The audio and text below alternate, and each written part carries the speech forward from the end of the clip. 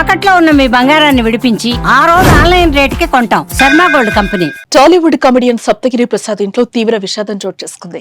సప్తగిరి తల్లి చిట్టెమ్మ కన్నుమూశారు. కొంతకాలంగా అనారోగ్యంతో బాధపడుతున్న ఆమె బెంగళూరులోని ఓ ప్రైవేట్ ఆసుపత్రిలో చికిత్స పొందుతూ మంగళవారం రాత్రి తుది శ్వాస విడిచారు. దీంతో సప్తగిరితో పాటు ఆయన ఫ్యామిలీ తీవ్ర దుఃఖంలో మునిగిపోయింది. తల్లి మరణాన్ని సప్తగిరి సోషల్ మీడియా ద్వారా తెలిపారు.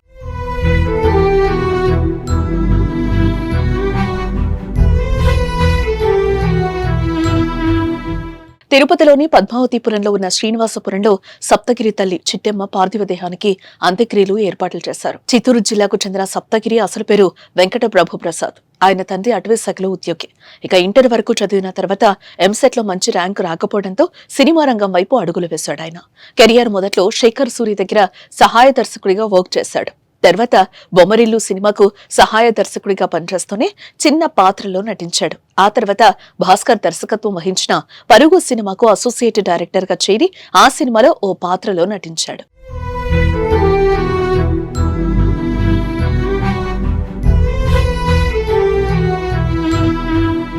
పరుగు సినిమా అతనికి నటుడిగా గుర్తింపునిచ్చింది. ప్రేమ కథా చిత్రం, వెంకటాద్రి ఎక్స్ప్రెస్ సినిమాలతో మంచి పేరు తెచ్చిపెట్టాయి.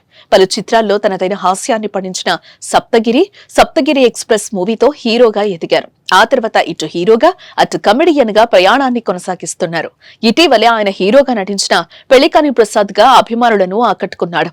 సప్తగిరి తల్లి మరణ వార్త తెలిసిన వెంటనే సినీ రంగానికి చెందిన పలువురు సప్తగిరికి సానుభూతిని తెలుపుతున్నారు.